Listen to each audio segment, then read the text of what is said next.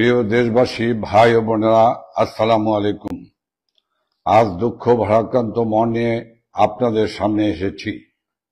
বাংলাদেশের সার্বিক পরিস্থিতি আমাদের সকলকে ব্যথিত করে চলেছে।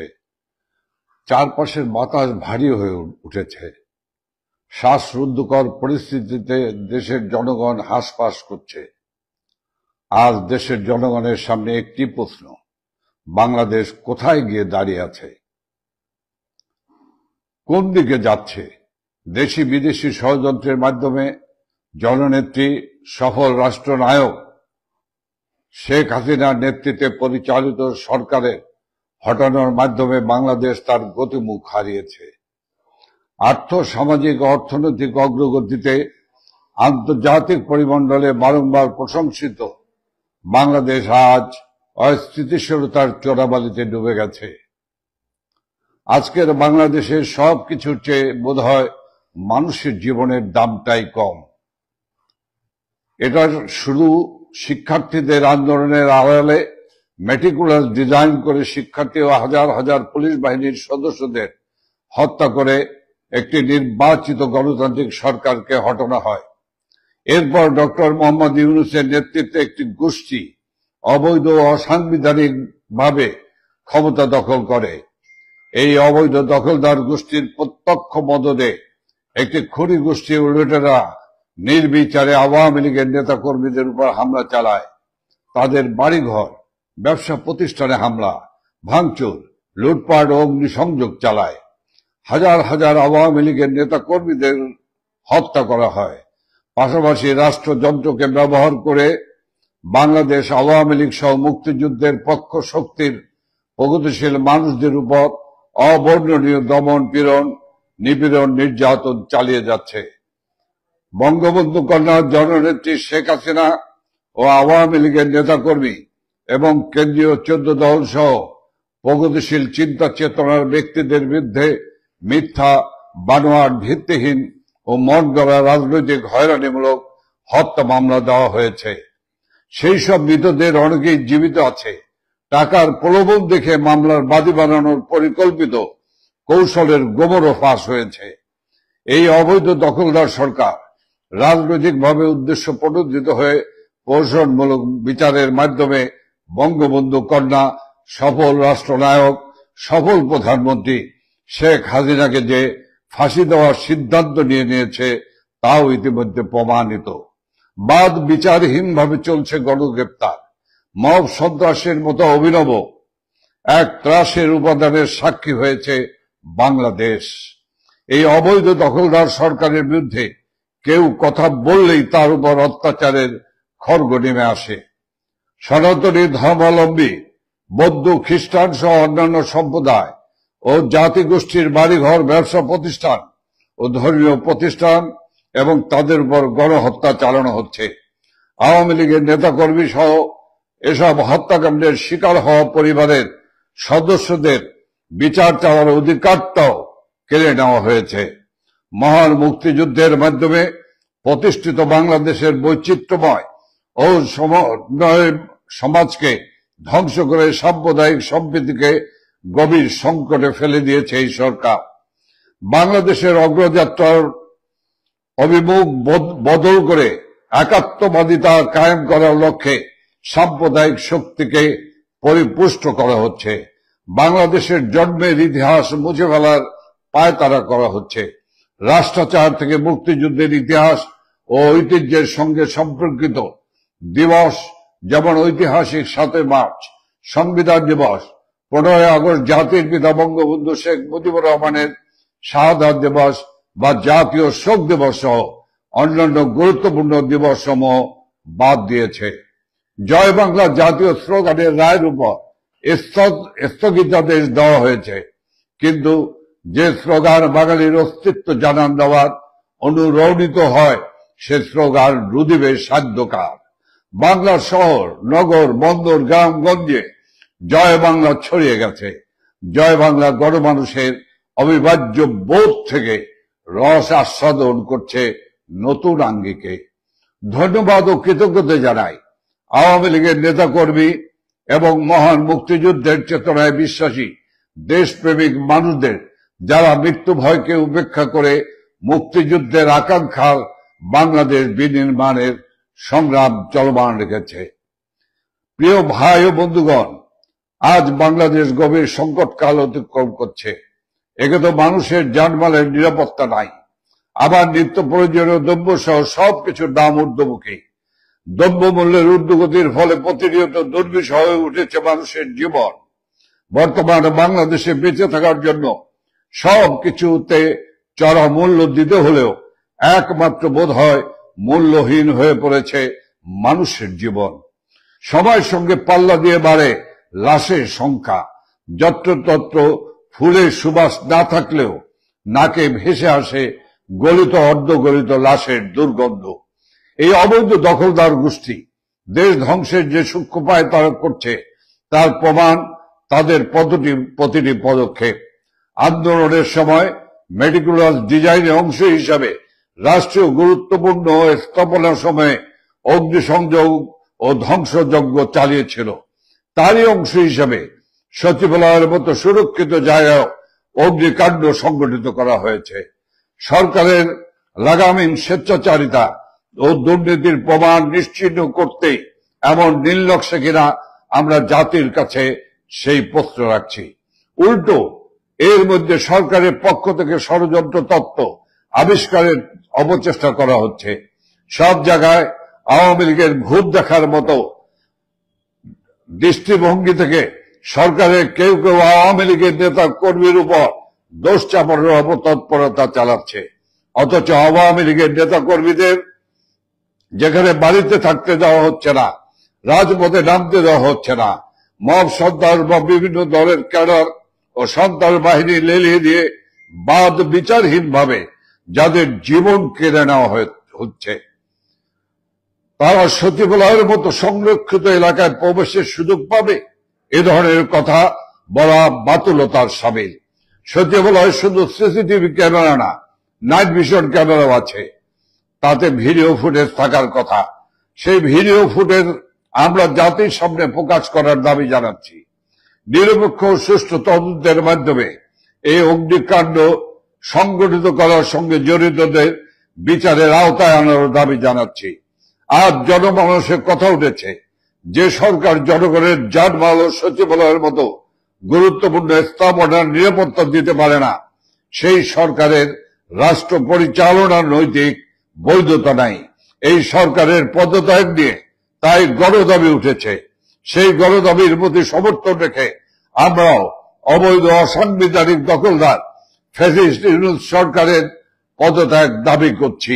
একই সাথে বাংলাদেশ আওয়ামী লীগ সহ মহান মুক্তিযুদ্ধের চেতনায় বিশ্বাসী দেশপ্রেমিক জনগণের প্রতি আবারও ধন্যবাদ ও কৃতজ্ঞতা জানাই, এই জন্য যে তারা সকল দিক থেকে বাংলাদেশের জন্য উৎসাহের এই সময় নিজেদের বিবেকের তাড়না থেকে ফ্যাসিস্ট এই সরকারের বিরুদ্ধে সোচ্চার রয়েছেন। আমরা বিশ্বাস করি সমগ্র জাতির সম্মিলিত বিবেক যতই আহত কখনো পরাজয় স্বীকার করবে না। গতকাল রাষ্ট্রের সর্বোচ্চ গুরুত্বপূর্ণ ভবন সচিবালয় আগুনে স্থানীয় সরকার, পল্লী উন্নয়ন সমবায় মন্ত্রণালয়, সড়ক পরিবহন মন্ত্রণালয়, সেতু, ডাক ও টেলিযোগাযোগ, যুব ক্রীড়া মন্ত্রণালয় এবং শ্রম কর্মসংস্থান মন্ত্রণালয়ের নথিপত্র, কম্পিউটার ও অ্যালবাম পড়ে ছাই হয়ে গেছে। রাষ্ট্রের সর্বোচ্চ নিরাপত্তার মধ্যে এমন ঘটনায় জাতি হতবিহ্বল। লোক দেখানো নয়, জনগণের সুনির্দিষ্ট তথ্য প্রমাণ সহ সঠিক তদন্ত আশা করে। ঘটনার তদন্তে স্বরাষ্ট্র মন্ত্রণালয়ের জ্যেষ্ঠ সচিবকে প্রধান করে একটি উচ্চ পর্যায়ের কমিটি গঠন করা হয়েছে। কমিটিতে ফায়ার সার্ভিস ও সিভিল ডিফেন্স অধিদপ্তরের প্রধানকে সদস্য সচিব করা হয়েছে। এর আগে মন্ত্রিপরিষদ বিভাগ একজন অতিরিক্ত সচিবের নেতৃত্বে 7 সদস্যের একটি তদন্ত কমিটি গঠন করেছিল। পরে এই কমিটি বাতিল করা হয়। বারবার কমিটি গঠন ও পরিবর্তনকে জনগণ আসল ঘটনা ধামাচাপা দেওয়ার অথবা উদরপিণ্ডি বুদর ঘাড়ে চাপানোর অবচেষ্টা বলে মনে করে। ঘটনাস্থলে একজন তথাকথিত সমন্বয়ককে দেখা গেছে, যিনি কিছুদিন আগে একটা টিভিতে সাক্ষাৎকারে স্বীকার করেছে আন্দোলনের সময় আন্দোলনকারীরা মেট্রো রেল সহ বিভিন্ন স্থাপনাতে আগুন দেয়া সহ পুলিশ হত্যাকাণ্ডের সাথে জড়িত ছিল। ঘটনাস্থলে এই সমন্বয়কদের উপস্থিতি সন্দেহের উদ্বেগ করে। হয়তো সরকারের প্রচারণায় সমন্বয়করাই এই ঘটনার সাথে যুক্ত। ঘটনাস্থলে একজন উদ্ধার কর্মী ফায়ার ফাইটার ট্রাক চাপায় নিহত হয়েছে। এটা কি হত্যাকাণ্ড? ইনি কি এমন কিছু দেখে ফেলেছিলেন যা ডক্টর ইউনূসের অবৈধ ফ্যাসিস্ট সরকারের জন্য বিব্রতকর ছিল? রাষ্ট্রের সর্বোচ্চ নিরাপত্তার মধ্যে এমন দুর্ঘটনা সরকারের মেটিকুলাস পরিকল্পনা ছাড়া আদৌ কি সম্ভব? চট্টগ্রামের চিন্ময় কৃষ্ণ দাসকে গ্রেপ্তার কেন্দ্র করে আইনজীবী হত্যার মধ্য দিয়ে সরকার মেটিকুলাসলি দেশে সাম্প্রদায়িক উস্কানির মাধ্যমে ফায়দা নেবার চেষ্টা করেছে। বর্তমানে সচিবালয় অগ্নিসংযোগও কি সরকারের টিকে থাকার আরেকটি অপচেষ্টা? কোটা বিরোধী আন্দোলন করে যারা নিজেরাই ছাত্র কোটায় উপদেষ্টা হয়েছে, শুধু তাদের মন্ত্রণালয় কেন আগুন লাগলো? বিষয়টি অবশ্যই নিরপেক্ষ তদন্তের দাবি রাখে।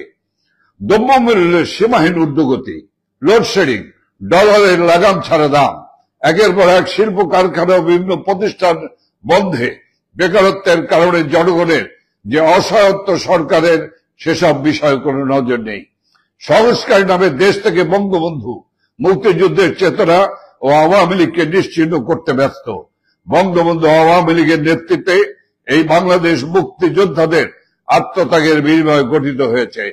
এদেশে মুক্তিযুদ্ধের চেতনা কেউ মুছে ফেলতে পারবে না। বৃথা চেষ্টা না করে জনদুর্ভোগ কমান, জনগণের যানবাহনের নিরাপত্তা নিশ্চিত করুন। হাজার হাজার পুলিশ সদস্য হত্যাকাণ্ডের সুষ্ঠু বিচার নিশ্চিতে স্বাধীন নিরপেক্ষ বিজ্ঞ ব্যক্তিবর্গের সমন্বয়ে একটি উচ্চ ক্ষমতা সম্পন্ন ট্রাইব্যুনাল গঠন করতে হবে। পুলিশ, আওয়ামী লীগের নেতাকর্মী ও সংখ্যালঘু সম্প্রদায়ের মানুষদের হত্যাকারীদের বিচার না করার জন্য আইন করে যে ইন্ডিমিনিটি দেওয়া হয়েছে সেটা বাতিল করতে হবে। যেখানে সেখানে মবের মাধ্যমে আইন শৃঙ্খলা রক্ষাকারী বাহিনীর উপস্থিতিতে ও সহযোগিতায় আওয়ামী লীগের নেতা কর্মীদের ও সংখ্যালঘু সম্প্রদায়ের মানুষদের যে হত্যার সংস্কৃতি ফ্যাসিস্ট সরকার চালু করেছে তা বন্ধ করে তার বিচার করতে হবে। ছাত্রলীগের অসংখ্য নেতা কর্মীদের শিক্ষা জীবন আজ বিপন্ন। তারা শিক্ষা প্রতিষ্ঠানে যেতে পারছে না। ছাত্রলীগ করার অপরাধে তাদের শিক্ষা জীবনের মূল পরীক্ষা অংশগ্রহণ করতে দেওয়া হচ্ছে না। শুধু ছাত্রলীগ করার কারণে তাদের শিক্ষা প্রতিষ্ঠান থেকে বের করে দেওয়া হচ্ছে। এগুলো মানবাধিকারের সুস্পষ্ট লঙ্ঘন। এসব বন্ধ করতে হবে। কোনো কারণ ছাড়া অথবা হাস্যকর কারণ দেখে অসংখ্য মানুষের চাকরি থেকে বিনা কারণে অব্যাহতি দেওয়া হচ্ছে। এসব বন্ধ করে তাদের চাকরিতে পুনর্বহাল করতে হবে। মবের মাধ্যমে দেশের বিভিন্ন শিক্ষা প্রতিষ্ঠানে সম্মানিত শিক্ষকদের অপদস্থ করে পদ ও চাকরি থেকে সরিয়ে দেওয়া হয়েছে, তাদের স্বপদে পুনর্বহাল করতে হবে। ইজতেমা ময়দানে ধর্মীয় উন্মাদনা বিভাজন সৃষ্টির মাধ্যমে আনুমানিক 150 জনকে হত্যা ও আরো শতাধিক মানুষকে পঙ্গু করে দেওয়া হয়েছে। কেন এই পরিস্থিতি জাতি জানতে চায়। বান্দরবনের আদিবাসী পল্লীতে অগ্নিকাণ্ড, ব্যাংক ডাকাতি, মেঘনার ট্রলারে 7 জনকে লোমহর্ষক হত্যাকাণ্ড সহ অসংখ্য ঘটনার সাক্ষী আজকের বাংলাদেশ। সুপ্রিয় ভাই এবং বোনেরা, বঙ্গবন্ধুর সোনার বাংলাদেশ গড়ে তোলার লক্ষ্যে বাঙালি জাতিকে আবার শেখ হাসিনার নেতৃত্বে ঐক্যবদ্ধ হতে হবে। বাংলাদেশকে একটি উন্নত জাতি হিসেবে গড়ে তুলব আমরা। আসুন আমরা সকলে মিলে বঙ্গবন্ধু কন্যা, সফল রাষ্ট্রনায়ক, সফল প্রধানমন্ত্রী জননেত্রী শেখ হাসিনার নেতৃত্বে দেশটাকে গড়ে তুলি। দেশের সকল শ্রেণী পেশার মানুষের কাছে, দেশের বুদ্ধিজীবীদের কাছে এবং সকল সরকারি বেসরকারি কর্মকর্তা কর্মচারীদের কাছে, আইন শৃঙ্খলা রক্ষাকারী বাহিনী, দেশপ্রেমিক সেনাবাহিনীর কাছে আহ্বান থাকবে, রক্তে কেনা স্বাধীন বাংলাদেশ, উদীয়মান বাংলাদেশ, ইমার্জিং টাইগার বাংলাদেশকে ধ্বংস করে দিবেন না। আসুন আমরা এই সমস্ত বিমুখগামীদেরকে প্রতিহত করি, আমাদের দেশটাকে রক্ষা করি।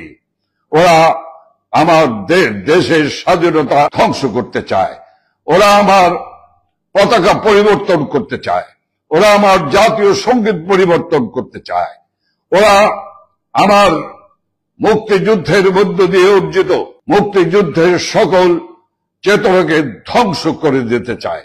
আসুন আমরা এই দেশটাকে বাঁচাই। আমাদের আর বসে থাকার সময় নেই। আমাদের ভবিষ্যৎ প্রজন্ম, আমাদের সন্তান সন্ততিদের কাছে, পরবর্তী প্রজন্মের কাছে জবাবদিহি করতে হবে। আসুন প্রতিবাদ করি, প্রতিরোধ করি, এই সমস্ত বিপদগামী লুটেরা সন্ত্রাসীদের হাত থেকে দেশকে রক্ষা করি। ওরা স্বাধীনতা বিরোধী, ৭১ মানে না, ওরা জাতীয় পতাকা মানে না, ওরা জাতির পিতা মানে না, ওরা দেশপ্রেমিক নয়, ওরা দেশ ধ্বংসকারী, রাষ্ট্রদ্রোহী। আজ আমি আপনাদেরকে ধন্যবাদ জানিয়ে আমি আমার বক্তব্য এখানে শেষ করছি। খোদা হাফেজ।